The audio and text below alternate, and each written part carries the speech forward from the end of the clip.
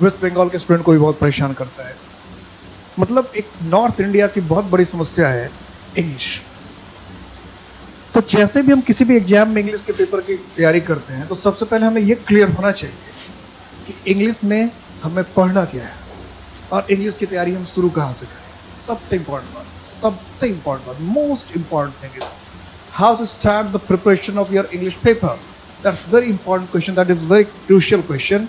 और इस क्वेश्चन का जवाब जब ढूंढने लगते हैं तो कई जगह बिल्कुल सर्टेन जवाब नहीं मिलता। बेसिकली अगर ऑन द सरफेस लेवल सीधा हम बात करें तो किसी भी एग्जाम के अगर क्वेश्चन को देखें तो उनको 3 कैटेगरीज में डिवाइड कर सकते हैं। कुछ क्वेश्चन ऐसे जो तो प्योरली ग्रामर के पार्ट होते हैं, और इसमें 2 पार्ट हो सकते हैं, कॉमन एरर हो सकता है और सेंटेंस इंप्रूवमेंट हो सकता है, फिल इन द ब्लैंक्स हो सकते हैं। सेकेंड पार्ट होता है वोकैब का। वोकैब की जब हम बात करते हैं तो आपको antonyms, synonyms, spelling correction, one word substitution और आपको इडियम्स एंड फ्रेजेस बहुत इंपॉर्टेंट रोल प्ले करते हैं। इसके अलावा अगर हम कॉम्प्रिहेंशन की बात करें तो कॉम्प्रिहेंशन में 2 तरह की चीजें आती हैं। एक क्लोज टेस्ट होता है और एक पैराग्राफ होता है, जिसको पढ़कर आपको एग्जाम में क्वेश्चन दे रहे हैं। कोई भी आप कॉम्पिटिटिव एग्जाम की तैयारी करते हैं, किसी भी कॉम्पिटिटिव एग्जाम की तैयारी करते हैं तो इससे अलग क्वेश्चन शायद ही रहता है, इसी में से चुना जाता है। तो आप सबको इम्पैक्ट एकेडमी के ऐप पर इंग्लिश की पूरी प्रिपरेशन बिल्कुल 0 लेवल से आपके एग्जाम के लिए बिल्कुल 0 लेवल से स्टार्ट कराई जाएगी। ये मानकर आपको इंग्लिश की प्रिपरेशन करवाई जाएगी कि आपको इंग्लिश में कुछ आता ही नहीं है, आप इंग्लिश में कुछ जानते ही नहीं है।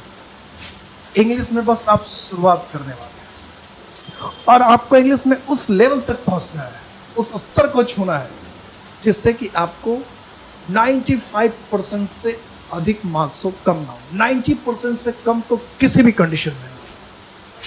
अब है इसके लिए बातों से तो ये बात नहीं हो सकती, बातों से नहीं हो सकती। इसके लिए आपको मेहनत करना पड़ेगा, आपको कमर कसना पड़ेगा। You have to tighten your belt, you have to be prepared, you will have to be focused, you will have to be attentive. Only then will it be possible. तभी यह संभव, ऐसा संभव नहीं है सिर्फ बातों से सोच लेना, बातों से समझ लेना कि हमारा 90% प्लस मार्क्स आएगा। It is never possible.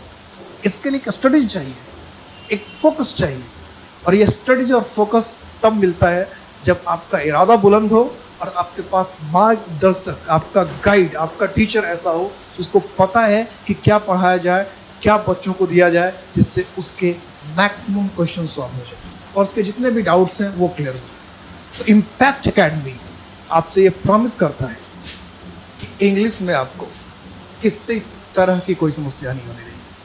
और अगर कहीं किसी भी तरह की प्रॉब्लम आपको होती है तो आप तुरंत मुझसे डायरेक्ट कांटेक्ट करके क्वेश्चन पूछ सकते हैं। जब भी आप कहेंगे, जो भी आपको हेल्प नंबर दिया गया होगा, कांटेक्ट नंबर दिया गया होगा, उस पर आप बात करेंगे और कहेंगे कि सर का क्लास हमें चाहिए, हमें ये डाउट हो रही है, हमें ये प्रॉब्लम हो रही है, तो उस समय आप क्लास अवेलेबल हो जाएंगे। साथ ही साथ जब लाइव क्लास हम कर रहे होते हैं, लाइव जब बात चल रही है, इस समय भी आप क्वेश्चन पूछ सकते हैं।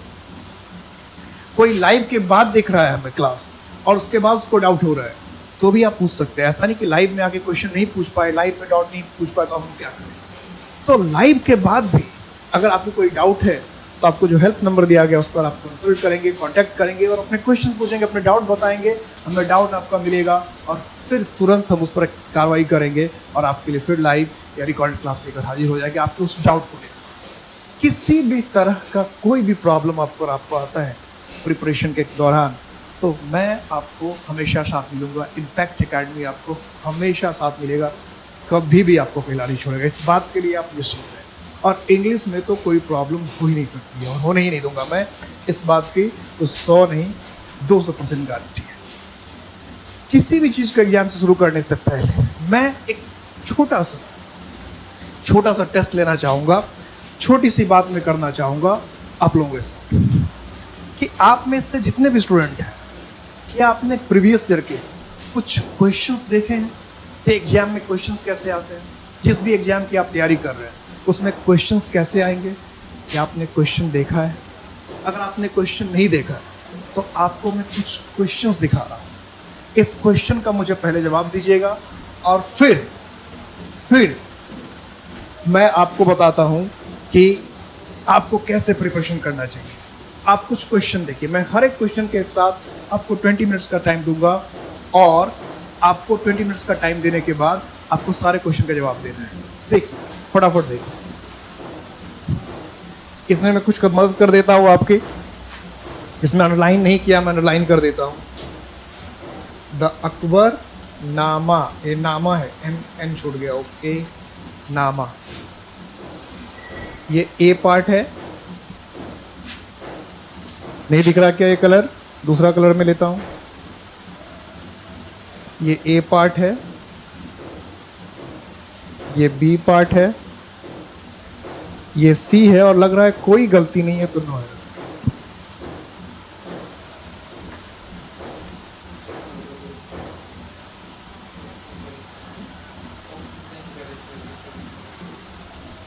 क्लास शुरू नहीं कर दीजिए।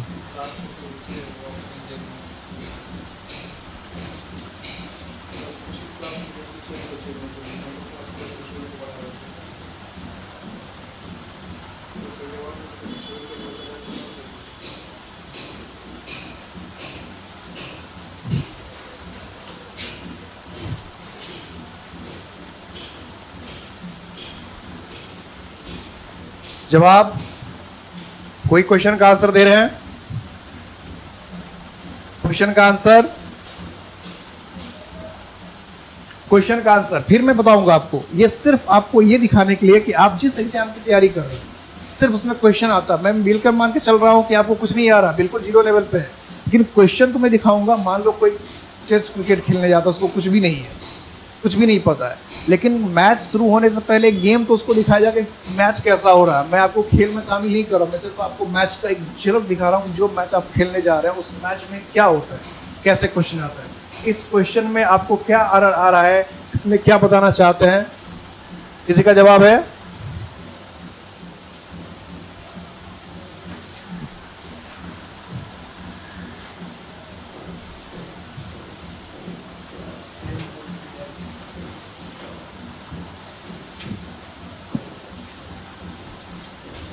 इसमें क्वेश्चन का कोई जवाब मुझे नहीं दिख रहा है। मैं नेक्स्ट क्वेश्चन लेकर चलता हूं, फिर मैं सारे क्वेश्चन को खुद एक्सप्लेन करूंगा। Gulliver's travels were full of ups and downs. Gulliver's travels were full of ups and downs.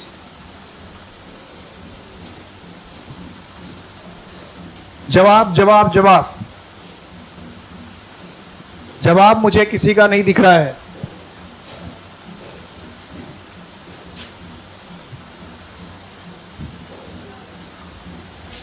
इसमें भी मैं आपको अंडरलाइन कर देता हूं, ए, बी, सी और कोई एरर नहीं है तो डी।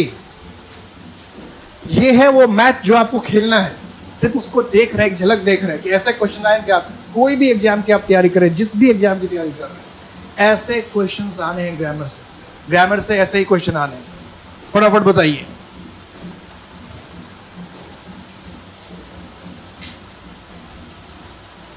जवाब,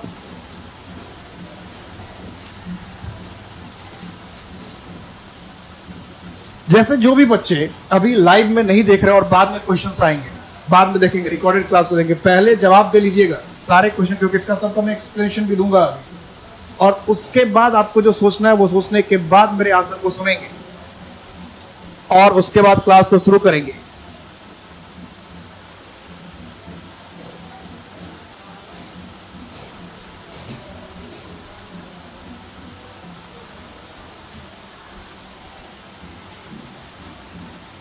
क्लास दिख रही है सबको?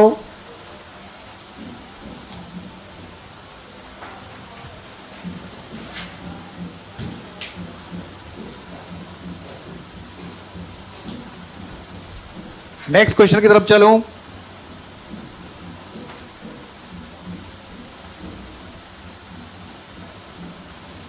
Good evening, good evening. Pradeep Kumar,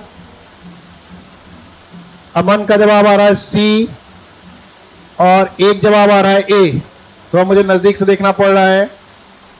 एक का जवाब आ रहा है बी, ए, बी। ओके, बी, ए और बी, बी, ए और बी। थर्ड क्वेश्चन, थर्ड को देखिए, ए, बी, सी और कोई गलती नहीं है, तो नो एरर। ज्यादा क्वेश्चन में सिर्फ 5 क्वेश्चन पूछूंगा, 3 क्वेश्चन सामने आ गए, 2 क्वेश्चन में और पूछूंगा और उसके बाद आपकी क्लास स्टार्ट होगी। फटाफट जवाब दीजिएगा थर्ड का फटाफट जवाब दीजिए। बहुत अच्छा जवाब दे रहे हैं आप लोग।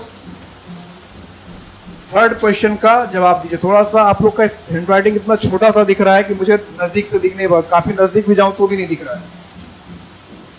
आप लोग को थोड़ा सा चैट में बात करनी पड़ेगी कि थोड़े से फॉन्ट क्या हो, ज्यादा बड़े हो। फॉन्ट बहुत ही ज्यादा छोटा फॉन्ट आप लोग का जो आंसर टाइप हो रहा है वो।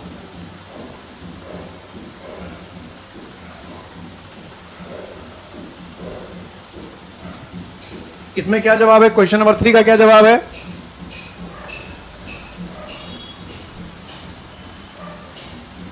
क्वेश्चन नंबर 3 का जवाब नहीं आ रहा।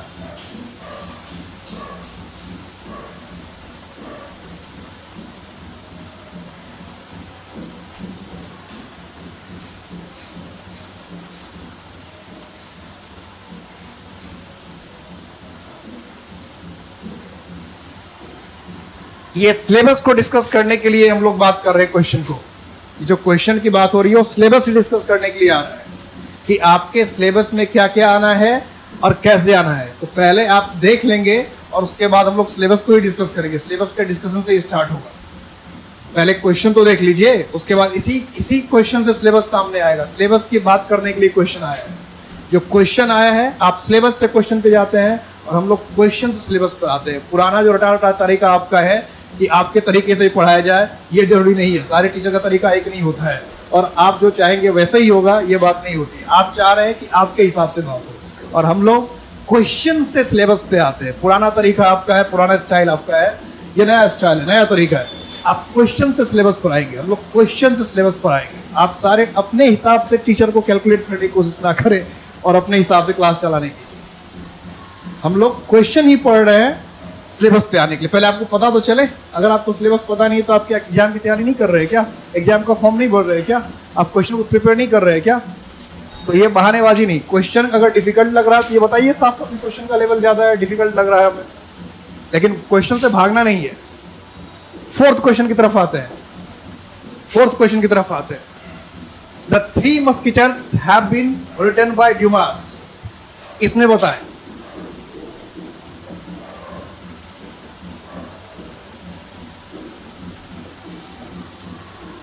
D, no error. बताए क्वेश्चन का जवाब, बताए फटाफट बताए।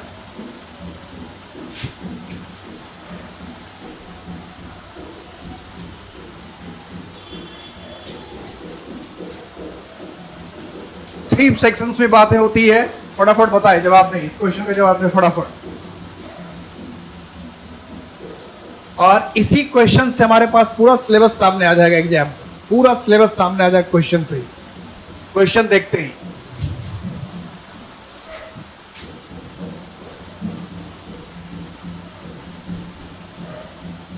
Good evening, good evening. Much होगा, ओके ओके। डी, एक कह रहे बी और एक कह रहे डी। ओके, एक कह रहे डी और एक कह रहे बी। इसका भी जवाब अलग अलग लोगों का अलग अलग है। Last question, last question, last question.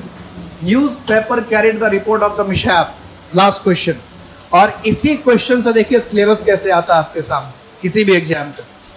इसी क्वेश्चन से निकल कर, क्वेश्चन से निकल कर आ जाएगा सिलेबस। 5 का जवाब दें, 5 का जवाब दें। 3 मच होगा, ओके। 5 लास्ट क्वेश्चन, 5 का जवाब देना है। Last question 5।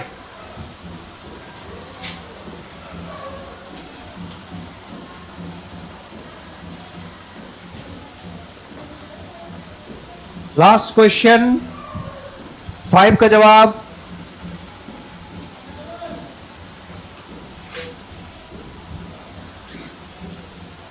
इनका जवाब 5 का जवाब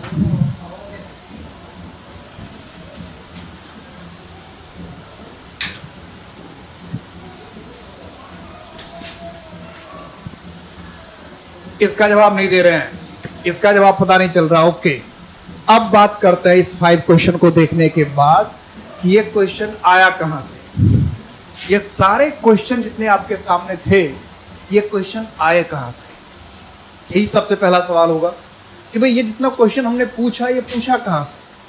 तो कोई भी जिसको इंग्लिश समझ में आ रहा है, जो बच्चे अभी मुझे लाइव देख रहे हैं, वो मुझे सिर्फ एक सवाल का जवाब दीजिए। इन सारे सवाल का आपने जवाब दिया या नहीं दिया, इससे कोई फर्क नहीं पड़ता, सही हुआ कि गलत हुआ इससे कोई फर्क नहीं पड़ता, क्योंकि मैंने आपको क्या कहा कि मैं ये मानकर चल रहा हूं कि आपको इंग्लिश में कुछ भी नहीं आता, कुछ भी आ ही नहीं रहा, किसी को इंग्लिश में कुछ आ ही नहीं रहा। तो जब किसी को इंग्लिश में कुछ आ ही नहीं रहा, तो ये 5 क्वेश्चन हमने पूछा, तो इस क्वेश्चन को पूछने का मकसद क्या था? इस क्वेश्चन को पूछने का सिर्फ इतना ही मकसद था कि आपको ये बताना कि क्वेश्चन किस तरह का आता है और कैसे आता है। एक ही सवाल मेरा है जो मैंने थोड़ी देर पहले कहा कि ये सारे जो क्वेश्चन थे, क्या कोई मुझे बता सकता है कि ग्रामर के किस चैप्टर का क्वेश्चन था? यहां से आपका सिलेबस शुरू होता है कि कोई भी मुझे बता सकता है, जितने बच्चे मुझे अभी लाइव देख रहे हैं, सिर्फ मुझे जवाब देकर दे कि ये जो 5 क्वेश्चन थे, 5 के 5 क्वेश्चन किस चैप्टर से लिए थे। मैंने नाउन से लिया था, प्रोनाउन से लिया था, टेंस से लिया था, किससे लिया था, किस चैप्टर से क्वेश्चन मैंने लिया था। आपको ये क्वेश्चन बनाने के बाद क्या लगा कि ये जो क्वेश्चन मैंने पूछा है किस चैप्टर से पूछा होगा? नाउन से पूछा, नंबर से पूछा, टेंस से पूछा, वर्ब से पूछा, किससे, प्रीपोजिशन से पूछा होगा। ये 5 क्वेश्चन मैंने किससे पूछा होगा? ये 5 क्वेश्चन कैसे आए होंगे? इसी से सिलेबस डिफाइन होता है। अभी आप क्वेश्चन बना लेते हैं, लेकिन क्वेश्चन से पता चलता है क्या कि आपको किस सिलेबस के किस पार्ट का क्वेश्चन आया। लोग बहुत सिलेबस करते रहते हैं, लेकिन जब एग्जाम में क्वेश्चन आता है उसमें वो डिसाइड ही नहीं कर पाते हैं कि ये जो क्वेश्चन है सिलेबस के किस चैप्टर से है। तो सबसे इंपॉर्टेंट बात मैं बता रहा हूं कि ये जितने भी क्वेश्चन मैंने पूछे थे, 5 के 5 क्वेश्चन, सिर्फ और सिर्फ एक चैप्टर से क्वेश्चन था, और वो चैप्टर था नाउन। सिर्फ और सिर्फ नाउन चैप्टर था। नाउन के अलावा मैंने कोई चैप्टर, कोई भी क्वेश्चन आपसे नहीं पूछा। नाउन में भी 5 क्वेश्चन में से 4 क्वेश्चन जो थे वो क्या थे? प्रॉपर नाउन के थे। 5 में से 4 क्वेश्चन तो प्रॉपर नाउन के ही थे और एक क्वेश्चन कॉमन नाउन का था। तो अब आपको समझ में आया क्या नहीं आया, और क्यों नहीं आया? क्योंकि ग्रामर के जब मैंने क्वेश्चन इतने आसान टॉपिक से पूछे, सिर्फ प्रॉपर नाउन से पूछे या सिर्फ कॉमन नाउन से क्वेश्चन पूछा गया, फिर भी प्रॉब्लम हो रही है, फिर भी क्वेश्चन को आइडेंटिफाई नहीं कर रहे, तो आखिर क्या वजह होगी? तो इसका मतलब ये है कि सिर्फ सिलेबस समझ लेने से बात नहीं बनती है। अगर इंग्लिश की गहराई में हम जाना चाहें, इंग्लिश को हम अच्छे ढंग से पढ़ना चाहें, तो हमें इंग्लिश में समझना पड़ेगा कि क्या क्या बातें होती है, कैसी कैसी बातें। तो सबसे पहले क्वेश्चन के थ्रू जो भी हमने क्वेश्चन देखा, इससे हम समझ रहे हैं कि इंग्लिश का जो कोई भी टेस्ट होगा, कोई भी टेस्ट होगा, कोई भी पेपर होगा, कुछ भी पेपर होगा, उसमें ग्रामर एक इंपॉर्टेंट पार्ट प्ले करेगा। जैसे मैंने अभी आपके सामने मैंने क्वेश्चन रखा, ग्रामर के क्वेश्चन थे प्योर, और ग्रामर में हमें क्वेश्चन आइडेंटिफाई करना पड़ेगा ग्रामर का किस पार्ट से हो सकता है। तो ग्रामर में जो सिलेबस की बात करें, तो पूरे इंग्लिश के सिलेबस को हम, कोई भी एग्जाम, अगर इंग्लिश के सिलेबस को हम डिवाइड करें, तो एक ऐसा पार्ट आएगा जो प्योर ग्रामर का होगा, प्योर ग्रामर। और जो प्योर ग्रामर का पार्ट होगा, इसमें 2 तरह के क्वेश्चन आएंगे। जैसा अभी मैंने पूछा था, वो क्वेश्चन क्या था? ग्रामर का, एरर का। या तो एरर का क्वेश्चन आता है या फिर इंप्रूवमेंट का क्वेश्चन आता है। मतलब एक सेंटेंस दे देगा आपको और कहेगा इस सेंटेंस को इंप्रूव कीजिए। सेंटेंस दे देगा और सेंटेंस को कहेगा इंप्रूव कर दीजिए, सेंटेंस को इंप्रूव कीजिए। तो इसको कहते हैं सेंटेंस। ये दोनों को क्वेश्चन होता है, एरर का और इंप्रूवमेंट का, ये दोनों प्योर ग्रामर से होता है। ग्रामर के बाद सेकेंड रोल प्ले करता है हमारा वोकैब। ग्रामर के बाद सेकेंड इंपॉर्टेंट चीज होता है वोकैब, और थर्ड इंपॉर्टेंट पार्ट होता है कॉम्प्रिहेंशन। ये 3 इंपॉर्टेंट पार्ट है आपके, और जितनी भी चीजें अभी आप देख रहे हैं ये सारी चीजें मैं आपको पीडीएफ बनाकर भी अवेलेबल करवा दूंगा। पीडीएफ भी बन जाएंगे सारे के। तो आपको कोई, अगर आप लिख रहे हैं तो बहुत अच्छी बात है, और पीडीएफ भी जब बनता है तब भी लिखना ही पड़ता है, तो आप साथ साथ अगर राइट डाउन कर रहे हैं अपने नोटबुक में लिख रहे हैं तो बहुत अच्छी बात है। तो सिलेबस में सबसे पहले बात करें किसी भी एग्जाम, तो आपके सिलेबस में ग्रामर आएगा, वोकैब आएगा, कॉम्प्रिहेंशन आएगा। और ये वोकैब, ग्रामर, कॉम्प्रिहेंशन जो है इसको हम लोग अब डिटेल में एक एक करके बात करेंगे, एक एक करके सबकी बात करेंगे डिटेल में कि किसने क्या क्या पढ़ना होगा। तो एरर, वोकैब और कॉम्प्रिहेंशन, ये अब इसके वेटेज अगर देखेंगे, सपोज करो एक एग्जाम्पल मानते हैं कि किसी भी एग्जाम में 20 क्वेश्चन आ रहा है, किसी एग्जाम में 25 क्वेश्चन आ रहा है, किसी एग्जाम में 50 क्वेश्चन आ रहा है, किसी एग्जाम में 100 क्वेश्चन आ रहा है इंग्लिश, मान लेते हैं एग्जाम्पल लेते हैं। तो इसमें अगर आप परसेंटेज निकाल कर देखेंगे कि ग्रामर का क्या रोल है, वोकैब का क्या रोल है और कॉम्प्रिहेंशन का क्या रोल है, अगर आप नॉर्मल रेशियो निकाल के देखेंगे तो आप देखेंगे कि कम, ये जो ग्रामर का पार्ट होता है इसका कम से कम परसेंटेज जो होता है 40% मिनिमम, ये मिनिमम है 40%। मतलब अगर 20 क्वेश्चंस हैं तो 8 क्वेश्चन, 6 to 8 क्वेश्चन के आसपास आपको ग्रामर से पूछेगा ही पूछेगा, चाहे वो सेंटेंस इंप्रूवमेंट से पूछे, चाहे वो कॉमन एरर से पूछेगा। 40% रोल जो है ग्रामर प्ले करेगा ही, करता ही करता। और 40% से कभी कभी 50%, कभी कभी 50%, मैं कभी कभी कहता हूँ। तो 40% से 50% रोल जो है वो वोकैब का होता है। अगर इस हिसाब से देखें तो या तो ग्रामर वोकैब का रोल इक्वल होता है, या वोकैब का ही रोल कभी कभी ज़्यादा हो जाता है। बिल्कुल ऐसा होता है। कई बार आप देखिएगा कि अगर 20 क्वेश्चंस होते हैं तो कम से कम 8 to 10 क्वेश्चन तो वोकैब के हो जाते हैं। अगर 100 क्वेश्चन होता है तो कम से कम 30 to 40 मिनिमम है, ये कभी 40 भी क्वेश्चन चला जाता है वोकैब में, 40 भी चला जाता है, 45 भी चला जाता है। क्योंकि वोकैब में सिर्फ एंटोनिम, सिनोनिम्स की बात नहीं होती, वन वर्ड सब्स्टिट्यूशन और स्पेलिंग करेक्शन की बात नहीं होती है। वोकैब में आपका क्लोजेस के कुछ क्वेश्चन भी चले जाते हैं, फिल इन द ब्लैंक्स में भी क्वेश्चन कब चला जाता है, और कॉम्प्रिहेंशन में भी एंटोनिम, सिनोनिम्स आ जाता है। मैं क्या कह रहा हूँ ध्यान दीजिए, आप सिर्फ वोकैब में समझते होंगे कि एंटोनिम्स आ गया, सिनोनिम्स आ गया, स्पेलिंग करेक्शन आ गया, वन वर्ड सब्स्टिट्यूशन आ गया, इडियम फ्रेज आ गया, ये 5। इसके अलावा फिल इन द ब्लैंक्स में भी वोकैब के कुछ क्वेश्चन होते हैं, क्लोज टेस्ट जो आता है उसमें वोकैब के क्वेश्चन होते हैं। कभी कॉम्प्रिहेंशन में आपको पूछ देगा इडियम, एंटोनिम्स, सिनोनिम्स। तो वोकैब का रोल बहुत ज़्यादा हो जा रहा है और सबसे इम्पॉर्टेंट पार्ट यही प्ले करता है। और उसके बाद जब हम कॉम्प्रिहेंशन की बात करते हैं तो कॉम्प्रिहेंशन में भी हम लोग आते हैं, उसको भी डिस्कस करेंगे। तो पहले सबसे पहले हम चूज करते हैं ग्रामर को। ग्रामर में क्या क्या पढ़ना है, सबसे इम्पॉर्टेंट पार्ट जो जिसके लिए सब परेशान रहे, सारे के सारे लोग परेशान रहे। सबसे पहले तो मैं बता दूं कि ग्रामर के स्पेलिंग में भी प्रॉब्लम है। हाँ, स्पेलिंग में भी बहुत सारे बच्चे ऐसे होते हैं जो ग्रामर में AR की जगह ER लिख देते हैं। बहुत सारे, there are so many students जो ग्रामर में AR की जगह, पहले अपना भी चेक कर लीजिएगा आप सभी कि आप ग्रामर का स्पेलिंग क्या लिखते थे अभी तक, AR लिखते थे या ER लिखते थे, ये चेक कर लीजिएगा। सारे के सारे स्टूडेंट चेक कर लेंगे कि AR लिख रहे थे या फिर ER लिख रहे थे। तो ग्रामर में AR होता है, ग्रामर में AR होता है। ग्रामर के टॉपिक्स को अगर हम देखें तो ग्रामर में सबसे पहला और सबसे इंपॉर्टेंट पार्ट जो आता है वो हमारा आता है parts of speech. Most important part. If you command over parts of speech you can do anything. English will be a quick walk for you.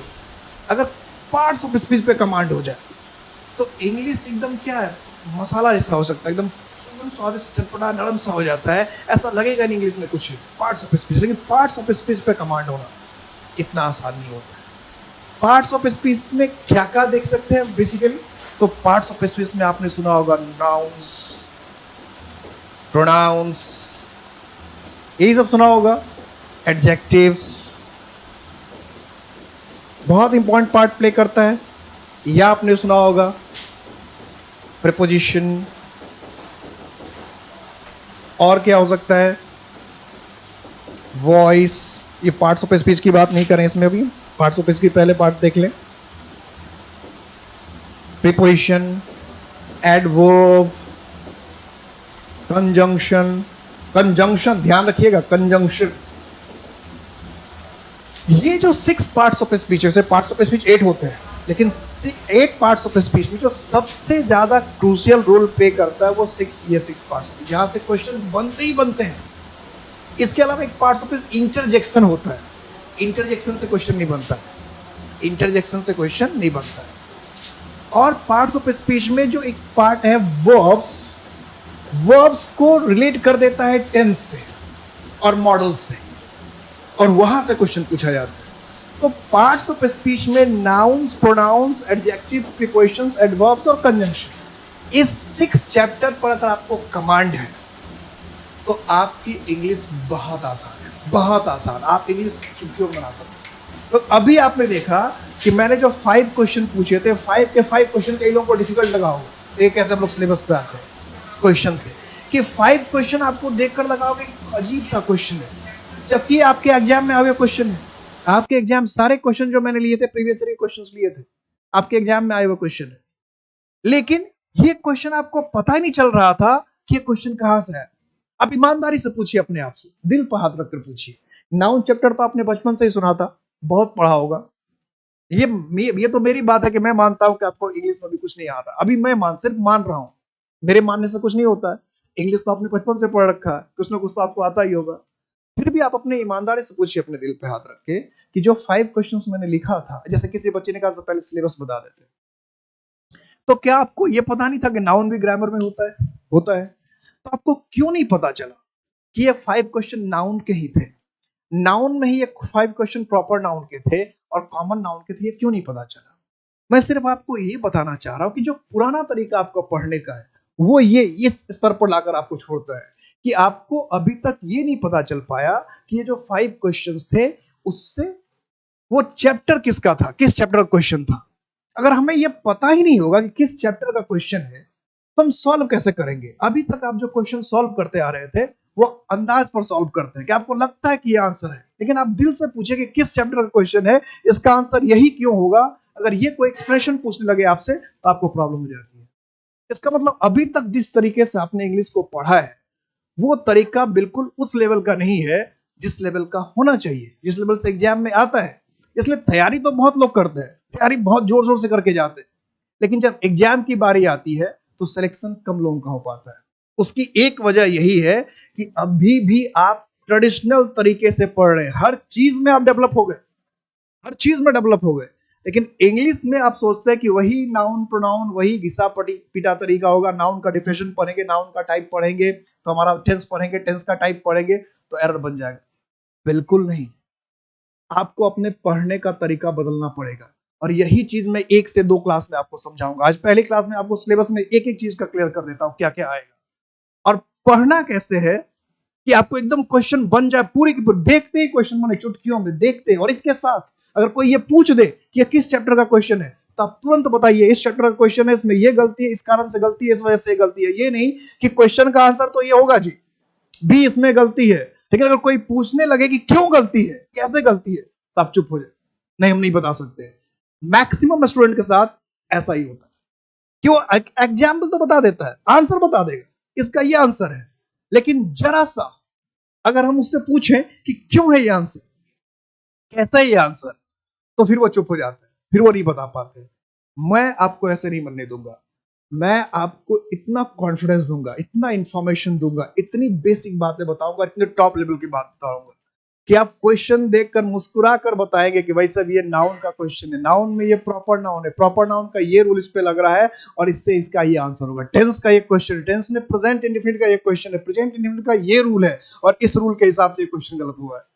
ऐसे बताएंगे आप, जैसे मैथमेटिक्स में आप एक्सप्लेन करके बताते हैं, रीजनिंग में आप कारण देकर बताते हैं कि ये रीजन है, ये लॉजिक है, ये कारण है, ऐसे ही आप इंग्लिश में बता पाएंगे। तो सबसे पहले तो ये पार्ट्स ऑफ स्पीच का टॉपिक हुआ। इसके अलावा पार्ट्स ऑफ स्पीच के अलावा क्या है ग्रामर में?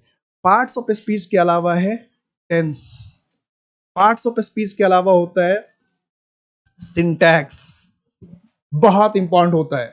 पार्ट्स ऑफ स्पीच के अलावा होता है वॉइस, और पार्ट्स ऑफ स्पीच के अलावा होता है नरेशन। इसके अलावा भी आपने सुना होगा कुछ चैप्टर के नाम, वो चैप्टर भी मैं लिख देता हूं। क्वेश्चन टैग, इससे भी कभी कभी क्वेश्चन पूछता है। अब जिस भी एग्जाम की हम तैयारी करते हैं, ये बात ध्यान रखिएगा, हमेशा ध्यान रखिएगा, ये जितने भी टॉपिक मैंने लिखे हैं, इन सारे टॉपिक से क्वेश्चन एक एग्जाम में आ जाए, ऐसा नहीं हुआ है, ऐसा नहीं हुआ है, ऐसा हो नहीं सकता है कि कोई भी आप एग्जाम की तैयारी कर रहे हैं और सारे टॉपिक से एक साथ क्वेश्चन आ जाए। हर एग्जाम जो है इसमें से कुछ टॉपिक को क्वेश्चन छोड़ देता, कुछ टॉपिक के क्वेश्चन को छोड़ देता। हर एक एग्जाम का ये काम है, हर एक एग्जाम का काम है। तो आपका काम क्या है कि इन सारे टॉपिक पर अच्छे से कमांड करके जाना। इसके अलावा भी कभी कभी छोटे छोटे टॉपिक आते हैं, मैं उनका भी नाम लिख देता हूं, जिससे कभी कभी क्वेश्चन बन जाता है। जैसे आर्टिकल, आर्टिकल इससे भी क्वेश्चन बनता है। और कुछ एग्जाम तो ऐसे हैं जो आर्टिकल से स्पेशल क्वेश्चन पूछते हैं, उसमें से आपका भी एग्जाम हो सकता है। आर्टिकल से स्पेशल ए लगेगा, एन लगेगा, एकदम स्पेशल अलग से क्वेश्चन पूछता है, अलग करके, बिल्कुल आपका भी एग्जाम हो सकता है। इसके अलावा आपने सुना होगा इन्फिनेटिव, इन्फिनेटिव सुना है कि नहीं सुना, ये भी ग्रामर का ही पार्ट है। इसके अलावा आपने सुना होगा जेरंड। एक ही पेज पर मैं इसलिए लिख रहा हूं ताकि आप भागे ना, आपको एक जगह मिल जाए सारा मटेरियल। तो इन्फिनेटिव भी, जेरंड भी। अब देखिए कितने टॉपिक हो गए, 1 2 3 4 5 6 7 8 9 10 11 12 13। ये 13 मोस्ट इंपॉर्टेंट टॉपिक है, मोस्ट इंपॉर्टेंट टॉपिक है। इन 14 में से भी, इन 14 में भी अगर कोई हमसे पूछेगा कि कोई ऐसा 6 टू टाइप टॉपिक बताइए इसको पढ़कर हम किसी भी एग्जाम में बहुत अच्छे से एग्जाम कर सकते हैं, बहुत ऐसा 8 टॉपिक ऐसा बताइए। तो उसमें 8 टॉपिक क्या क्या आएगा, नाउन आएगा, प्रोनाउन आएगा, एडजेक्टिव आएगा, प्रीपोजिशन आएगा, एडवर्ब आएगा, कंजंक्शन आएगा और टेंस और सिंटैक्स आएगा। ये 8 चैप्टर, इस 8 चैप्टर को पढ़कर आप किसी भी एग्जाम के, आपका जो भी एग्जाम है उसको 80% क्वेश्चन बना देंगे, गारंटेड, सिर्फ इस 8 टॉपिक को पढ़ने के बाद। उसके अलावा अगर वॉइस से स्पेशल क्वेश्चन पूछता है, नरेशन से स्पेशल क्वेश्चन पूछता है तो अलग है, टेंस से अलग क्वेश्चन पूछ सकता है, ये आर्टिकल से अलग क्वेश्चन पूछ सकता है, ये अलग चीज है। कुछ एग्जाम खास करके आर्टिकल से अलग क्वेश्चन पूछता है, वॉइस से अलग क्वेश्चन पूछता है, नरेशन से अलग क्वेश्चन पूछता है। इसलिए जब आपको वॉइस, जब आपको आर्टिकल और आपको नरेशन पढ़ाया जाए तो विशेष ध्यान रखिएगा। हो सकता है आपके एग्जाम में, हो सकता है क्या है ही आपके एग्जाम में वॉइस से स्पेशल क्वेश्चन आता हो, नरेशन से स्पेशल क्वेश्चन आता हो, आर्टिकल से स्पेशल क्वेश्चन आता हो, ये होता है, ऐसा है। तो इसलिए इस टॉपिक पर आप खास करके ध्यान देना। और रेस्ट जो टॉपिक मैंने 8 बताया, ये तो हर हाल में आना ही है, इससे तो आप बच ही नहीं सकते हैं। चाहे आप किसी भी एग्जाम की तैयारी कर रहे हैं, 80% क्वेश्चन जो है यही चैप्टर से आते हैं। और ये 20-25 क्वेश्चन जो क्वेश्चन है इधर से बदलते रहता है। कभी आर्टिकल से अलग क्वेश्चन आ जाएगा, कभी वॉइस नरेशन से क्वेश्चन आ जाएगा, कभी जो आपके पार्टिसिपल जेरेंड से क्वेश्चन आ जाएगा। तो ग्रामर में इतने टॉपिक आपको करने ही करने हैं, ग्रामर में इतने एकदम मास्टरी, कमांड। ये नहीं सिर्फ पढ़ लिया, इससे क्वेश्चंस कैसे, ये तो सिलेबस की बात हो रही है सिर्फ, कि इतने टॉपिक को आपको कमांड करना है, एकदम टू द पॉइंट, एक एक बात पता होना चाहिए। ये थे ग्रामर की बात। अब बात करते हैं हम लोग वोकैब की। वोकैब के अगर सेक्शंस को हम डिवाइड करें तो वोकैब में बेसिकली जो आता है, वोकैब में एंटोनिम्स, इसको हम अपोजिट कहते हैं, सिनोनिम्स, एंटोनिम्स होगा, सिनोनिम्स होगा, वन वर्ड। ये मैं जनरल बात कर रहा हूं, जनरल की वोकैब में क्या क्या आता है। सारे एग्जाम में सारी चीज आ जाए ये जरूरी नहीं है। वोकैब में क्या क्या आता है जनरली मैं ये बता रहा हूं कि वोकैब का पार्ट क्या क्या है, वोकैब में क्या क्या पार्ट है। एंटोनिम्स है, सिनोनिम्स है, वन वर्ड सब्स्टिट्यूशन है, स्पेलिंग करेक्शन है और इडियम्स है, इडियम्स एंड फ्रेजेस। अब हो सकता है किसी एग्जाम में इडियम्स एंड फ्रेजेस ना आता हो, कभी एग्जाम में स्पेलिंग करेक्शन नहीं आता है, कभी एग्जाम में वन वर्ड सब्स्टिट्यूशन नहीं आता है, ये सब चेंज होते रहते हैं। और अपने अपने एग्जाम को ध्यान में रख के हम इस चीज पर फोकस करेंगे अपने सिलेबस के हिसाब से। हमारा जो सिलेबस है उसके हिसाब से हम फोकस करेंगे कि हमारे सिलेबस में क्या आ रहा है क्या नहीं आ रहा है, इसके हिसाब से हम सिलेक्ट करके। क्लियर है? तो आपके बैच में जो इसमें से आ रहा है हम उसी पर फोकस करेंगे, उसी पे फोकस करेंगे। ये बात ध्यान रखना है कि ऐसा नहीं है कि चलो हम किसी भी चीज को जो आपके एग्जाम में आ ही नहीं रहा है, जो टॉपिक आ ही नहीं रहा हम उसको डिस्कस कर रहे हैं ना, बिल्कुल नहीं। आपका जो ये बैच है इसमें आप ही का टॉपिक चलेगा, लेकिन ये आपको ध्यान रखना पड़ेगा कि जो ये वोकैब का जो पार्ट है ये इसमें ये सारी चीजें होती है। भले हमारे एग्जाम में जो है एंटोनिम्स सिनोनिम्स ही आ रहा हो, लेकिन उसमें वन वर्ड सब्स्टिट्यूशन भी वोकैब का पार्ट है, स्पेलिंग करेक्शन भी वोकैब का पार्ट है, और इडियम्स एंड फ्रेज का भी पार्ट है। और हमें अपने एग्जाम को ध्यान में रखते हुए हम जिस एग्जाम की तैयारी कर रहे हैं उस पर ध्यान में रखकर इनमें से चीजें चुनना है। ठीक है, थर्ड पार्ट पढ़ाते हैं। थर्ड पार्ट में क्या कहा था मैंने कि आपको आएगा कॉम्प्रिहेंशन। कॉम्प्रिहेंशन दो तरह के होते हैं। कॉम्प्रिहेंशन वर्ड ही जो आया है वो बना है कॉम्प्रिहेंड से। किससे बना है? कॉम्प्रिहेंड। कॉम्प्रिहेंड का मतलब होता है अंडरस्टैंड, अंडरस्टैंड समझना, बेसिकली बातों को समझना, इसको कहते हैं अंडरस्टैंड। अंडरस्टैंड का ही है सिनोनिम्स कॉम्प्रिहेंड, और कॉम्प्रिहेंड का ही नाउन फॉर्म क्या है? कॉम्प्रिहेंशन। अब आप खुद सोचो कि अगर किसी को चेक करना है आपको कि इसको हिंदी आती है कि नहीं आती है, तो आप उसको एक पैराग्राफ दे दो पढ़ने के लिए, 100 वर्ड्स लिख कर दे दो पढ़ने के लिए, और कोई इसको तुम पढ़ो और मैं इसमें से कुछ क्वेश्चन पूछूंगा, आप उसका जवाब देना। अब खुद सोचो, अब सामने वाला पढ़ रहा है और उसके बाद आपने उससे कुछ क्वेश्चन पूछा और उसने उसका सारा जवाब दे दिया, तो इससे साबित तो हो गया ना कि उसको सामने वाले को इंग्लिश आती है, हिंदी आती है। हुआ कि नहीं? आप बताओ, हुआ यह साबित कि अगर आपने सामने वाले को 100 वर्ड्स का एक पैराग्राफ दिया और कहा इसको तुम पढ़ो समझो और इसके बाद मैं इससे क्वेश्चन पूछूंगा, और आपके सारे क्वेश्चन का उसने सही जवाब दे दिया, तो इसका मतलब उसको हिंदी आती है कि नहीं आती है? इसका मतलब ये हुआ कि किसी को भी अगर टेस्ट करना है कि आपको इंग्लिश आती है कि नहीं आती है, तो आपके साथ भी वो यही करेगा, इंग्लिश का एक पैराग्राफ दे देगा और पैराग्राफ देकर आपको कहेगा कि भाई तुम इसको पढ़ो, अब इसमें से मैं कुछ क्वेश्चन पूछूंगा, अगर आपने उसका जवाब सही दे दिया तो इसका मतलब आपको इंग्लिश आती है।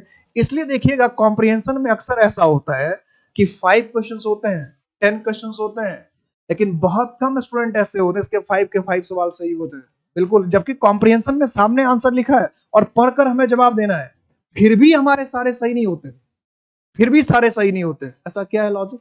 ऐसा क्या है कारण? तो कारण यही है कि हम कॉम्प्रिहेंशन को कॉम्प्रिहेंशन समझ के पढ़ते हैं।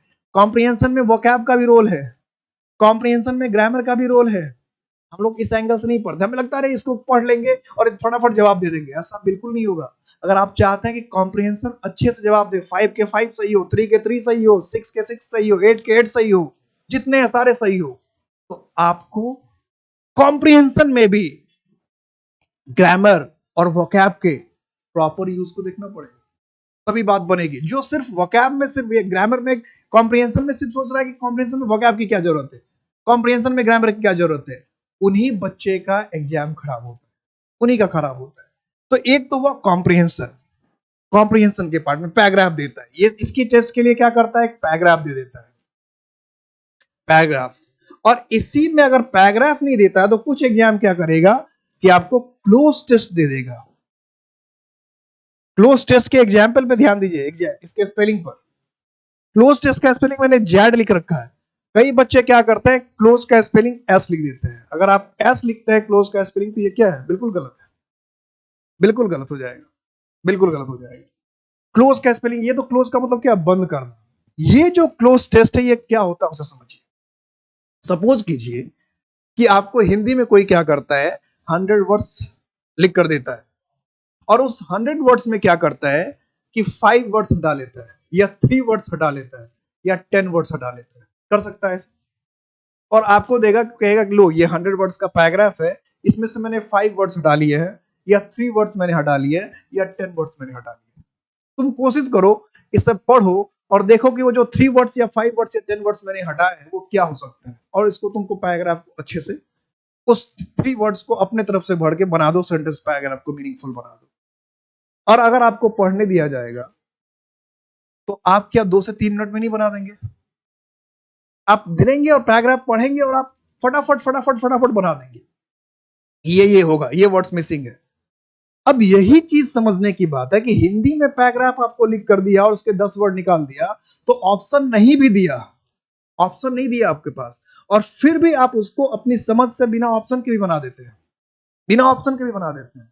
लेकिन वही पैराग्राफ अगर इंग्लिश में आता है तो ऑप्शन देने के बाद भी, क्योंकि इंग्लिश में ऑप्शन के साथ आता है, ऑप्शन देने के बाद भी अगर 3 है तो 3 के 3 सही हो जाए, इतना कॉन्फिडेंस हमें नहीं आता। 5 है तो 5 के सही हो जाए तो कॉन्फिडेंस नहीं आता। 10 है तो 10 के 10 सही, कॉन्फिडेंस नहीं आता, करके नहीं आता। आपने खुद देखा होगा, आपने खुद ये देखा होगा कि अगर क्लोज से आप 5 बना रहे तो 3 कभी सही होता है, कभी 4 सही होता है। 10 है तो कभी 6 7 सही होता है, कभी 7 होता है। 10 के 10 सही हो जाए ऐसा तो होता ही नहीं है। क्यों नहीं होता है? कभी गौर किया कहां कमी रह गई है? तो मैं आपको सिलेबस के थ्रू से साथ साथ ये भी बताना चाहता हूं कि आपको कहां कहां प्रॉब्लम हो रही है। सिलेबस जान लेना बहुत बड़ी बात नहीं होती किसी एग्जाम का। सिलेबस तो हर जगह लिखा है। उस सिलेबस पे कमांड कैसे करें? सिलेबस पे हर जगह चर्चा हो रही है, हर जगह सिलेबस मिल जाता है, लेकिन उस सिलेबस पे कमांड कैसे करें?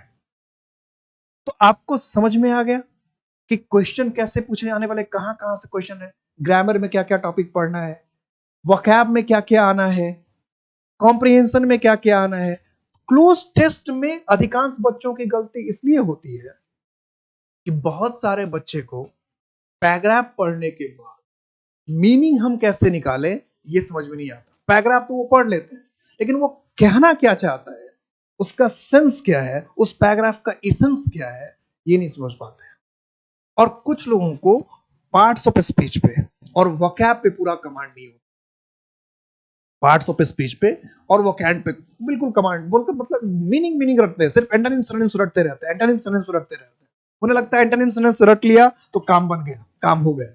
सिर्फ एंटोनिम सिनोनिम्स रटने से काम नहीं होगा, बिल्कुल काम नहीं होगा। इसको आप ऐसे समझिए। मैं एक छोटा सा एग्जांपल पूछता हूं। अगर किसी ने कोई आपसे पूछता है, एक छोटा सेंटेंस पूछ लेता है कि वह काल के गाल में समा गया, काल के गाल में समा गया। अब काल का इंग्लिश आपने टाइम पढ़ा रखा है, गाल का इंग्लिश आपको पता है चिक्स, समाना का आपको पता है इंटर। तो अगर हम इंग्लिश ये बनाए कि इंटर द चिक ऑफ टाइम, वह काल के गाल में समा गया। अब मैं का इंग्लिश पता नहीं किसने पढ़ा दिया, इन या इनटू, तो आपने लिख दिया कि he entered into the chicks of time, तो क्या इंग्लिश में बनेगा? ये गलती का पुलिंदा हो जाएगा। और हम लोग, बहुत सारे लोग यही करते कि इंटर के बाद इंटू प्रीपोजिशन नहीं आता। काल का कोई गाल नहीं होता कि आप काल लिख रहे हो फिर काल के गाल बना रहे हो, फिर गाल में किसी को कह रहे हैं समाने के लिए। तो ये सबसे बड़ी समस्या होती है। हम अगर इंग्लिश का हिंदी लिखना होता है तो भी इंग्लिश का सीधा हिंदी बना देते हैं, और हिंदी से इंग्लिश भी बनना होता है तो सीधे इंग्लिश के वर्ड का हिंदी कर देते हैं। ऐसा बिल्कुल नहीं होता। इसको एक छोटे से एग्जांपल समझिए। अगर मैं ये कहूं, मैं जब पता है काटना इंग्लिश होता है कट, सबको पता है काटना इंग्लिश होता है कट। कट मतलब होता है काटना, ठीक है, कट मतलब होता है काटना। अगर किसी ने यह कह दिया मुझे कि उसे कुत्ते ने काट लिया, उसे कुत्ते ने काट लिया, और पता नहीं हरियाणा में तुम लोग कहते हैं कुत्ते ने पाड़ लिया, तो कुत्ते ने अगर पाड़ लिया या कुत्ते ने काट लिया तो क्या कहेंगे? The dog cut him. क्या कट कहेंगे? काटना इंग्लिश तो कट होता है, लेकिन क्या कट कहेंगे? अगर सांप ने काट लिया, सांप ने काट लिया, तो क्या हम कट कहेंगे? The snake cut him. क्या तो ये कि सामने कोई कहता उसने फांसी खा ली, उसने फांसी खा ली, तो फांसी कोई खाने की चीज है, हम उसमें ईट का इस्तेमाल करेंगे। तो ये सारे एग्जाम्पल से आपको ये पता चलता है, ये सिर्फ मैं कहने के लिए एग्जाम्पल ये बता रहा हूं कि शब्दों की इंग्लिश नहीं बनानी चाहिए। जैसे हिंदी के शब्दों का डायरेक्ट इंग्लिश बना देंगे तो बात नहीं बनेगी, ऐसे ही अगर इंग्लिश के शब्दों का डायरेक्ट हिंदी बना लेंगे तो भी कॉम्प्रिहेंशन में गलती होगी। जैसे एक छोटा सा एग्जाम्पल मैं बताता हूं, जो छोटा सा एग्जाम्पल मैंने लिख रहा हूं कि ही can not help playing cricket. एक छोटा सेंटेंस मैंने लिखा, ही कैन, इंग्लिश में लिखा, अभी तक मैं हिंदी से इंग्लिश में समझा रहा था, अब इंग्लिश से हिंदी में समझिए। ये मैंने एक छोटा सेंटेंस लिखा कि ही can not help playing cricket. अब देखिए इसका मीनिंग अपने अपने हिसाब से निकालिए, मैं भी निकाल के बता रहा हूं, आप अपना अपना निकालिए और लिख सकते हैं तो ऐप पे लिखिए, जिसको इसको लिखना है वो लिख सकते हैं, ऐप पर लिखकर मुझे जवाब दे सकते हैं इसका हिंदी मीनिंग क्या है। मैं अभी जवाब नहीं पढ़ रहा था,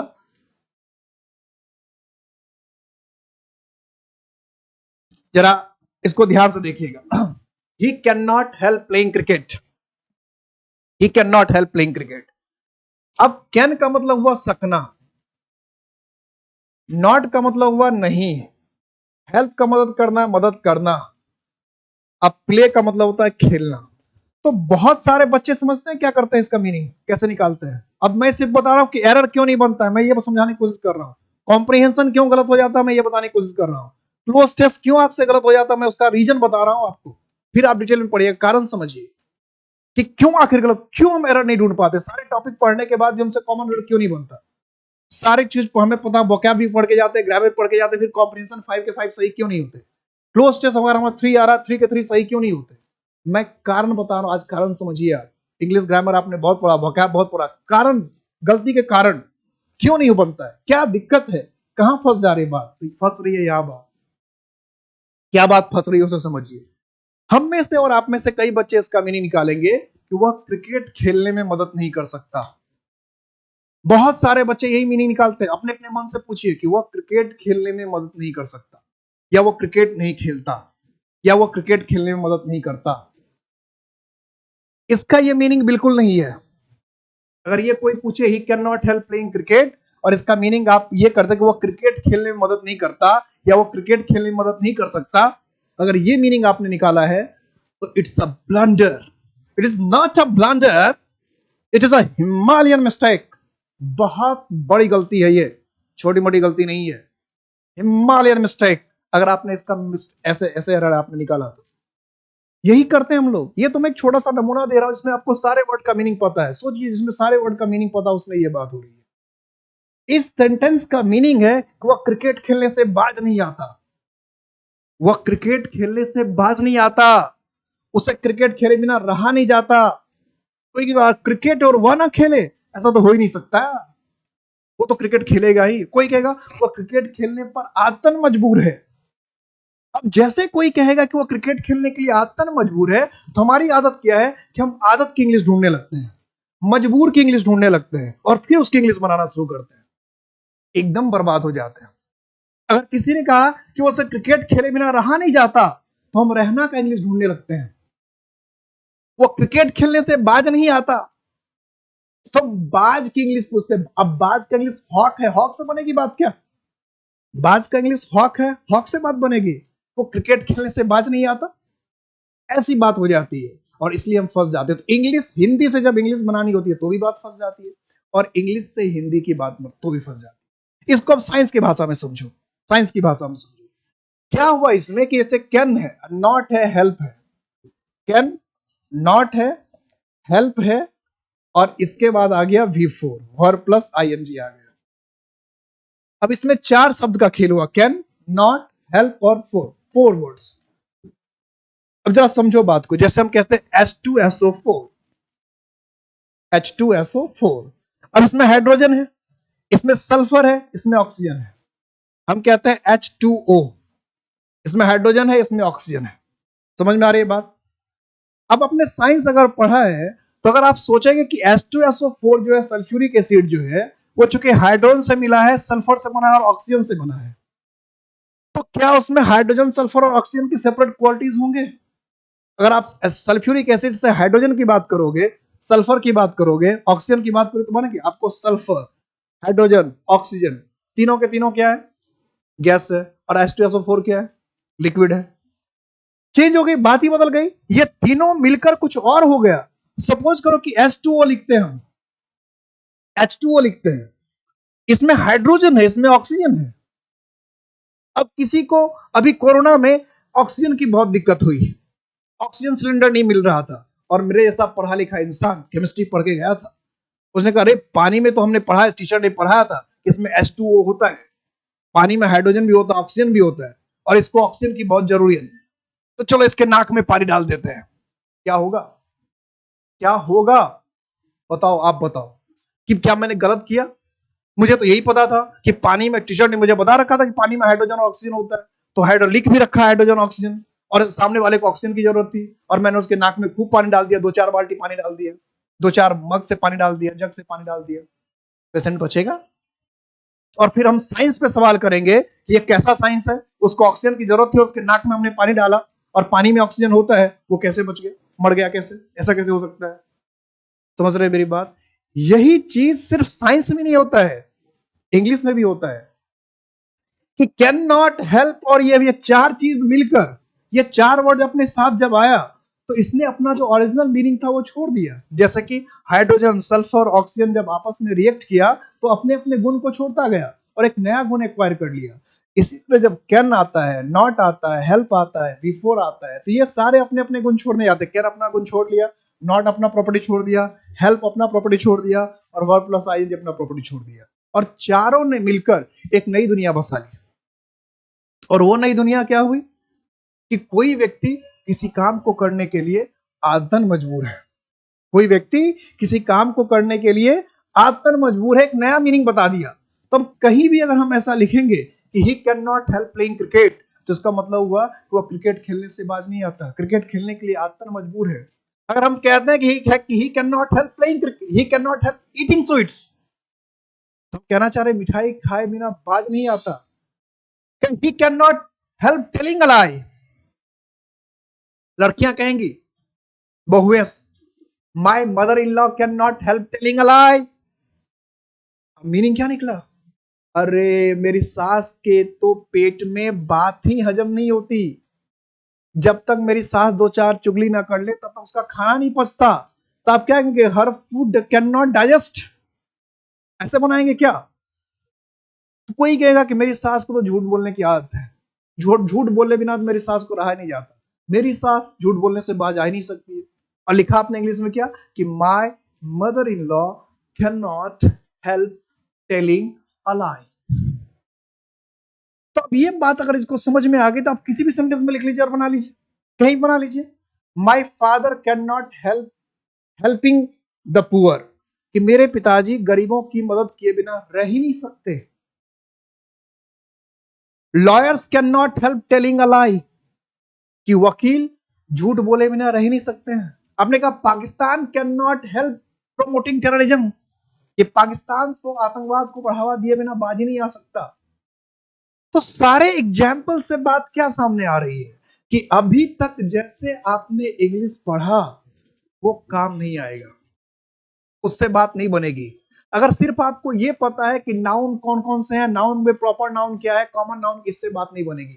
क्या आपको पता है कि प्रॉपर नाउन के क्वेश्चन कैसे बनते हैं? अब आइए क्वेश्चन पे।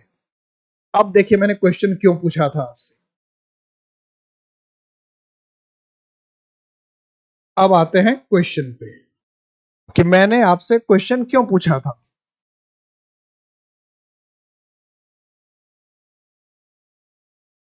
देखिए सबसे पहला ये क्वेश्चन था प्रॉपर नाउन का। अब ये प्रॉपर नाउन का क्वेश्चन कैसे है जरा इसे समझिए। प्रॉपर नाउन ये हमेशा कैपिटल में लिखा जाता है। देखिए छोटी छोटी बात है, प्रॉपर नाउन में आपने प्रॉपर नाउन तो खूब पढ़ा होगा, लेकिन प्रॉपर नाउन का फीचर पढ़ा था कि प्रॉपर नाउन हमेशा कैपिटल में लिखा जाता है। देखकर आप पहचान सकते हैं कि प्रॉपर नाउन कैपिटल में लिखा जाता है। तो प्रॉपर नाउन जब कैपिटल में लिखा जाता है फिर उसका यूज क्या है? तो पहला यूज यह कि प्रॉपर नाउन कैपिटल में लिखा जाता है, तो इसे देखकर आप पहचान लेते कि ये प्रॉपर नाउन है। और प्रॉपर नाउन के साथ नॉर्मली आर्टिकल नहीं होता है, इसलिए इसके साथ दा नहीं लिखना चाहिए था। अब देखिए आपने अपने आंसर जो मिला था वो क्या गलत। ऐसे पढ़ना है ग्रामर को, ऐसे पढ़ना है प्रॉपर नाउन को कि सबसे पहले पहचानना सीखा। क्या आपको ये पता था कि प्रॉपर नाउन सेंटेंस में हमेशा कैपिटल में लिखा जाता है, कहीं भी लिखा जाए? क्या दूसरी बात आपको ये पता था कि प्रॉपर नाउन के साथ हम दा नहीं लगाते हैं? ये गलती थी प्रॉपर नाउन में कि द अकबर नामा के पहले दा लिख दिया था, ये एरर था। दूसरे क्वेश्चन में देखिए गुलिवर्स ट्रेवल्स। अब जैसे ये क्वेश्चन में पूछता हूं बच्चे फटाफट क्या करते हैं? वर्क को वाज कर देते हैं, जबकि इस क्वेश्चन में कोई एरर नहीं है, क्वेश्चन नो एरर है। एकदम कूद के बना देते हैं बच्चे, उनको लगता है अरे गुलिवर्स ट्रेवल्स इसके साथ वर्क कर दिया। जरा अभी मैंने क्या बताया, गुलिवर्स ट्रेवल्स, प्रॉपर नाउन का जी और टी कैपिटल होता है, यही तो बताया आपको, प्रॉपर नाउन हमेशा कैपिटल लिखा जाता है, यही तो बताया था। अब याद देखिए अखबारनामा एन, ए और एन कैपिटल में लिखा था, क्या अभी जो क्वेश्चन मैंने लिखा है गुलिवर्स ट्रेवल्स में टी कैपिटल में है? नहीं है, तो ये प्रॉपर नाउन नहीं है। लोग बस सुन के रखते हैं अच्छा गुलिवर्स ट्रेवल्स बुक का नाम है, तो क्या अब देखो तो सही कि है या नहीं। इसका तो टी मैंने स्मॉल में कर दिया, टी जैसे मैंने स्मॉल में कर दिया तो क्या हुआ, अब ये बुक का नाम ही नहीं है।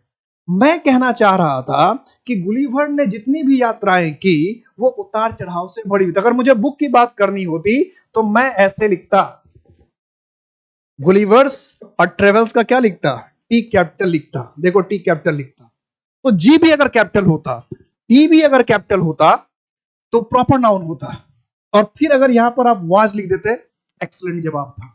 लेकिन आपको किसने टोका ही नहीं, इतनी बेसिक बात में आपको नहीं टोका कि बेटा प्रॉपर नाउन जब भी होगा तो प्रॉपर नाउन कैपिटल में होगा, ये आपसे मिस्टेक हुई। दूसरी बात क्या बतानी थी कि प्रॉपर नाउन जैसे ही होगा उसका वर्ब सिंगुलर होगा, और अगर वो प्रॉपर नाउन नहीं तो फिर वर्ब को सिंगुलर मत करना, फिर प्रॉपर नाउन के साथ आर्टिकल नहीं आएगा। और इस तीनों बात से देखिए कितने क्वेश्चन आपके सामने आ रहे हैं, छोटी छोटी तीन बातें थी, आपको बस यूं चुटकियों में बता देना था कि प्रॉपर नाउन जब भी होगा सेंटेंस के जिस हिस्से में भी होगा कैपिटल में होगा, सिर्फ ये बात बतानी थी। दूसरी बात बतानी थी कि प्रॉपर नाउन के साथ आर्टिकल नहीं आता, और तीसरी बात बतानी थी कि प्रॉपर नाउन का वर्ब हमेशा सिंगुलर होता है। अगर ये तीन चीज आ जाए तो प्रॉपर नाउन जिंदगी भर आप कभी भूलेंगे? अब बताइए, आज के बाद मैंने आपको ग्रामर में आज कुछ भी नहीं पढ़ा है, लेकिन क्या प्रॉपर नाउन को कभी भूल पाएंगे? प्रॉपर नाउन को आप देखते ही बता देंगे, सारे तो बता देंगे कि ये गलती है। क्यों? क्योंकि कैपिटल में लिखा है तो प्रॉपर नाउन है, और प्रॉपर नाउन के साथ आर्टिकल नहीं आता, प्रॉपर नाउन का वर्ब सिंगुलर होता है। ये तो कैपिटल में लिखा ही नहीं था, तो जब ये कैपिटल में लिखा ही नहीं था तो ये प्रॉपर नाउन हुआ ही नहीं। अब प्रॉपर नाउन है नहीं तो इसमें प्रॉपर नाउन का हम रूल क्यों लगाए? और इन्होंने ट्रेवल्स लिख रखा है, ट्रेवल्स क्या प्लुरल हो गया, तो वर्ब भी बिल्कुल सही है। और हम कहना ये चाहते कि गुलिवर ने जितनी यात्राएं की वो सारी यात्राएं उतार चढ़ाव से भरी थी, उसमें काफी परेशानी थी। हम बुक की बात ही नहीं कर रहे कि बुक कैसी थी, गुलिवर ट्रेवल्स क्या था, हम ये बात ही नहीं कर रहे। गुलिवर एक कैरेक्टर था, उसने कई यात्राएं की, और उसने जितनी भी यात्राएं की वो सारी की सारी यात्राएं जो थी मुसीबतों से भरी पड़ी थी। हम तो ये बात करना चाह रहे थे, तो हमने क्या लिखा, गुलिवर्स ट्रेवल्स और टी स्मॉल कर दिया। इसको कहते हैं, ऐसे एग्जाम करता है खेल, और इसी खेल में हम लोग फेल हो जाते हैं। जहां खेला होवे तो हम फेला होवे, तो खेला ना होवे। अभी देखिए बंगाल के चुनाव में खेला होवे हो गया था ना, आपके साथ भी खेला होवे हो गया, ऐसे ही खेला होवे होता है एग्जाम में। नेक्स्ट क्वेश्चन देखिए, थर्ड क्वेश्चन देखिए, many overseas student study eight university. अब इसमें जैसे मैं क्वेश्चन पूछता हूं बहुत सारे बच्चे करते हैं बी, और क्या कर देते हैं, यूनिवर्सिटी में मैंने ए लिख रखा उसको एन कर देते हैं, एन यूनिवर्सिटी लिख देते हैं। बिल्कुल नहीं, यूनिवर्सिटी के साथ यही लगता है कि यूनिवर्सिटी में य का उच्चारण आ रहा है, या क्या है कॉन्सोनेंट, इसके साथ यही लगेगा। इसमें अभी भी मैंने रूल क्या बताया, ग्रेट ब्रिटेन, जी और बी क्या है कैपिटल में, इसका मतलब ये भी क्या है प्रॉपर नाउन है। और अगर ये प्रॉपर नाउन इसके पहले फिर दा क्यों लगाया आपने? देखिए कितनी कितनी सीधी सीधी बात है, और हमें पता ही नहीं चलता कितनी सीधी सीधी बात थी। इसलिए जब मैंने कहा कि आपको बहुत पुराने तरीके से याद पढ़ने की आदत पड़ी हुई है, दुनिया बहुत आगे चला गया, 21st सेंचुरी में हम रह रहे हैं, क्वेश्चन एग्जामिनर का दिमाग बहुत आगे चला गया है, वो बहुत आगे जाकर क्वेश्चन पूछ रहा है। और अभी हम सोच रहे हैं वही नाउन प्रोनाउन का डिफिनेशन हो जाए, वैसे ही पढ़े, पहले हम देख लें एकदम बच्चों वाली बातों के, पहले हम एक एक चीज को भाई सिलेबस बताएंगे ये, उसके बाद ऐसे पढ़ पढ़ कर रिजल्ट नहीं हुआ। अब कुछ डिफरेंट कीजिए, अब कुछ अलग कीजिए, अब अलग करने की बारी आ गई। सफलता उसी को मिलता है जो दूसरे से डिफरेंट करता है। भेड़ चाल में चलने से बात नहीं बनती है, सबके साथ भागने से बात नहीं बनती है। आपको यूनिक होना पड़ेगा, आपको दूसरे से डिफरेंट करना पड़ेगा, आपको वो करना पड़ेगा जो सामने वाला नहीं कर पा रहा है, वो करना पड़ेगा, तभी आपको सफलता मिलेगी, तभी आपको बात बनेगी। तो यहां पर गलती क्या, और कुछ बुक तो ऐसे भी हो जाते जो ग्रेट ब्रिटेन कहते हैं दा लगना चाहिए, किसी भी ग्रामर के बुक में ग्रेट ब्रिटेन के पहले दा नहीं लगता, दा लगता ही नहीं है। कुछ खास एक्सेप्शनल नाम इसमें दा लगता है, वो आर्टिकल चैप्टर में लिखा है, जैसे पंजाब में कुछ ही जगह है, द यूएस में, वो तो मैं आपको आर्टिकल चैप्टर में बता ही दूंगा, लेकिन ग्रेट ब्रिटेन में तो लगेगा ही नहीं, ग्रेट ब्रिटेन में लगता ही नहीं, फिर भी लोग लगा देते हैं। तो क्या गलती, सीधी सीधी बात थी कि जी और बी देखिए कैपिटल लिखा है, प्रॉपर नाउन, वो प्रॉपर नाउन, इसमें दा लगाने की जरूरत ही नहीं है। नेक्स्ट क्वेश्चन क्या था, द थ्री मस्कीटर्स, ये भी वही बात थी। देखिए ये कैपिटल में लिखा है, ये कैपिटल में लिखा है, प्रॉपर नाउन है, तो प्रॉपर नाउन इसके साथ हैव नहीं क्या होना चाहिए, सिंगुलर वर्ब हैज।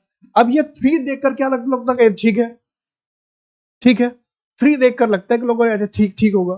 तो अब ये जो कोई कहेगा क्या ये प्रॉपर नाउन है, तो प्रॉपर नाउन में तो दा नहीं लगना चाहिए था। तो पूछिए तो बुक का नाम है, बुक क्या नाम, बुक में क्या होता है कि अगर बुक में हमने कोई ऐसा वर्ड का यूज कर दिया जो जो क्या हो सकता है, काउंटेबल हो सकता है, तो उसके साथ हम दा लगाते हैं, लेकिन बुक के नाम में और सब जगह नहीं। जैसे आपने पढ़ा होगा जो रिलीजियस बुक्स जो होते हैं उसके साथ दा लगाते हैं, द बाइबल, द कुरान। तो कुछ ही चीजें होती है, सबके साथ नहीं। तो यहां पर गलती क्या होगी कि ये कैपिटल में लिखा था, तो कैपिटल में लिखा था, ये प्रॉपर नाउन है। अब प्रॉपर नाउन का वर्ब हमेशा क्या होना चाहिए था? सिंगुलर। अभी बात बताया कि प्रॉपर नाउन कैपिटल में लिखा जाता है, प्रॉपर नाउन का वर्ब हमेशा क्या होता है? सिंगुलर होता है। ये क्या कर दिया, आप कर दिया। इससे पहले जब ग्लिवर्स टिवर्स लिख रहे थे, टी को स्मॉल कर दिया, तो वो प्रॉपर नाउन था ही नहीं। तो सीधी सीधी बात हो जा रही है प्रॉपर नाउन पर आपको बेसिक। और प्रॉपर नाउन में बहुत सारी बातें हैं। प्रॉपर नाउन से ऐसा भी क्वेश्चन आता है, Kalidas is called the Shakespeare of India, ऐसा भी क्वेश्चन आपने बहुत देखा होगा। तो उन सारी चीजों को अभी तो सिर्फ बेसिक में बता रहा हूं कि छोटी छोटी बातों से कैसे हम लोग फंस जा रहे हैं और एडवांस में हमको कैसे चलना है। ये क्वेश्चन देखिए, अब ये लिखा है इसमें ए पार्ट में गलती है। ये कौन सा क्वेश्चन है? देखिए 5 क्वेश्चन जो मैंने पूछे उसमें मैंने कहा था मैंने 4 क्वेश्चन प्रॉपर नाउन से पूछे। इस क्वेश्चन में क्या गलती है जरा उसे देखिए। ये है कॉमन नाउन का क्वेश्चन। न्यूज़पेपर क्या है, गिन सकते हैं? न्यूज़पेपर भारत में कितने छप रहे हैं और एक न्यूज़पेपर कितना छपता है सबको पता है। न्यूज़पेपर क्या है? काउंटेबल नाउन है। कोई भी काउंटेबल नाउन होता है तो या तो वो 1 होता है या फिर मोर देन 1 होता है। दो में से एक चीज होगा कि नहीं होगा? या तो 1 होगा या फिर मोर देन 1 होगा। दो में से कोई बात तो होनी है, या तो 1 या फिर मोर देन 1 एकदम होना है। तो ग्रामर या फिर पर्टिकुलर कोई जाना पहचाना। तो ग्रामर ये कह रहा था कुछ तो लगाओ यहां पर, या तो 1 के लिए कुछ लगाओ, एन लगा दो, या ये कोई खास न्यूज़पेपर है तो उसमें दा लगा दो, या फिर अगर एक से अधिक न्यूज़पेपर है उसमें एस लगा दो। कुछ तो करो।